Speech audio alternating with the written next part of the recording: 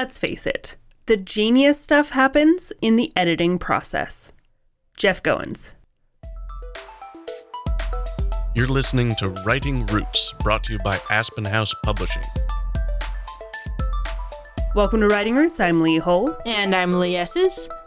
Today we're talking about that editor's toolkit. The pieces of equipment or the library that you've accumulated, the magazine stack that you have on the other side of the desk, these physical or digital things that help you be an editor. You will want to personalize and adjust and figure out what style works best for you, but understand that it is an ever-evolving process. Not only do programs evolve and change, but your style will adjust as you get better at editing, as you get more involved in the world and you figure out what works and what doesn't. And I think we can see right now in the AI debate world a good reason why this is true, why style and capability and programs that you use are going to consistently change. You look at something like Google Docs and what they're choosing to do. A lot of authors and editors who have been using it because of the ability to track changes are jumping ship from Google Docs because they don't want to store their writing in there anymore. The first and biggest tool you will have as an editor is the program that you use to edit. Now, this can be something as simple as a red pen if you are a proofreader. But for most editors who are doing line editing, developmental editing, these kind of things, you're going to be using a program. Specialize in that program based on what your target audience is, what your skill set is, and everyone's preferences for how the program runs, including AI. Part of this is making sure that you are in a space that authors are familiar and comfortable with for the editing technology, because you want them to be as involved in the process as everyone else. One of the most common programs people will use is Microsoft Word. It's been around forever. Most people know how to use it. Most people have learned it, and they do have track changes available within the program. When I talk to a lot of traditional publishers, that is the main one that I see them use, is Microsoft Word. Because you can turn track changes on and off a lot easier than you can with Google Docs or some of these others. Another one that's really growing in popularity right now is Reedsy. That is as much a networking tool as it is anything else. The upside to something like Reedsy compared to Word is that it is integrated online already, so you don't have to send a document back and forth. There is a subscription option on Reedsy, but I do know they have a writing option that is free on their website. The other benefit with Reedsy is that it's not only a writing editing program, but they go all the way to having formatting options available on their website as well. So it's a good all-in-one for all phases of the writing process, something that you can look into as an editor to use.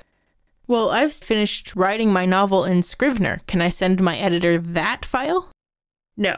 Scrivener is a localized program only. It is not something meant to have somebody else edit because they would need the program and you don't have the ability to track changes.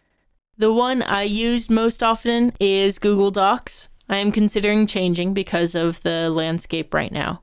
But Google Docs is especially useful if you have more than one person contributing to the conversation.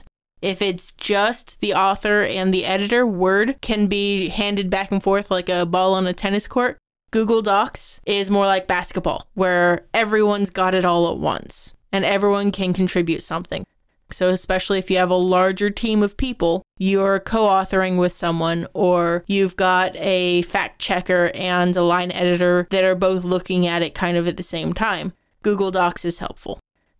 Now, if you haven't noticed, the one thing that we stayed consistent with in all of these different programs and the options that you have is to track changes.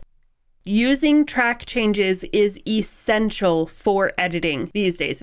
I don't know how they did it way back in the day, other than having many, many copies of a manuscript.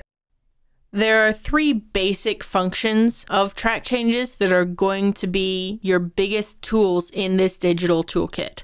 The first is to comment.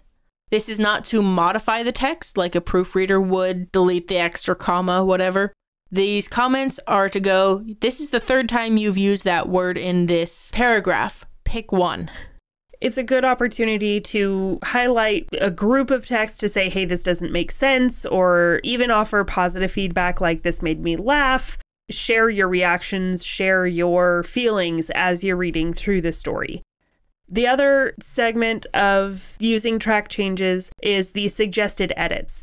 These are the places where you will replace a word or two, you'll modify the text in some way, fix punctuation, whatever it is. You'll suggest the edit so that it's still the author's decision whether or not they keep it. But you're saying, hey, there's a minor problem here, here's how I think you can fix it, but there are other ways as well. And of course, when you comment on a comment or you comment on a suggested edit, these start to build threads of conversation that you are having editor to author and author to editor. Did you mean to use this particular word here? Yes, I did. I'm trying to foreshadow this. Okay, we're good. Something as simple as that, you start to build a thread on a conversation. Leave it in there until the final pass where you're clearing everything out, because then everyone can keep track of the changes that are being made. It also offers an opportunity for those suggested edits for me to give a little bit of explanation or basis. If I go in and replace a word, and I know that maybe it's not the best word, but it's me pointing out that there's a problem here, I can go to the thread and add a comment saying, or you can do this alternative edit instead, or come up with your own idea, but I'm pointing out the problem in this sentence. And of course, like any interactive tool, there is an etiquette to track changes. It's not the place for arguing or butting heads. It's a place for collaborating. If you're unhappy with the author or if the author is unhappy with you, all of that goes in an email. These are for quick comments that are specifically based on the content of the book. And one of the things that I've seen regarding etiquette as an author to keep in mind, don't get rid of all of those comment threads. Those are very useful in being able to follow and adjust, because an editor may find something later in the story and realize that an edit they made needs to change, and they need to be able to find it and go back. So you want to leave it alone while they're still in the process of editing. Now, besides the digital tool that has track changes, your editor toolkit will include some physical things as well. Red pens. They may be scary, they may have some negative connotation from years of schooling, but really they're easy to see. There's a reason why we go with red or some other bright color when you're editing a physical book. This is especially important if you are doing the proofreading where you're looking at the final exported copy and in its physical form. Having that red, easily spotted, easily noticed edit on the page is very helpful. I recently got my manuscript back from my alpha/beta reader. He had made all of his comments in black ink. So as I'm flipping through the pages, I have to take extra time to go, did he add a dot anywhere on this page? Because it blends into the rest of the text. I appreciate he's going above and beyond by even making these edits and not just giving like a verbal feedback. So I'm not going to reprimand him for it, but if he wanted to make my life easier, he would use a different color pen. Another tool that is very helpful is something to take notes. This can be a pen and paper. If you are much more digitally inclined like I am, it can be a separate Word document. It is that style guide for the editing that we talked about earlier this month. You need to take notes as you edit so that just in case that author doesn't follow track changes etiquette, that you can still find what you changed, those relevant pieces of story from earlier on.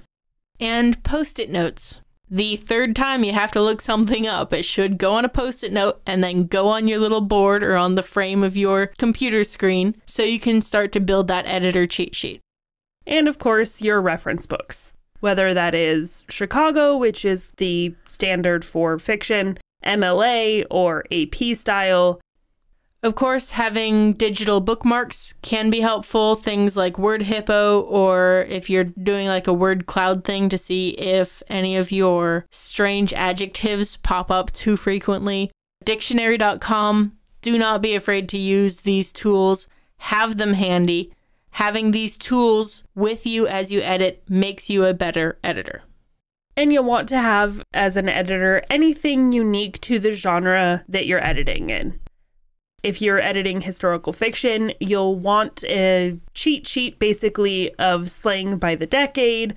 You'll want to have references about the costume and fashion of the time period that you're working in, and an idea of the technology available at the time.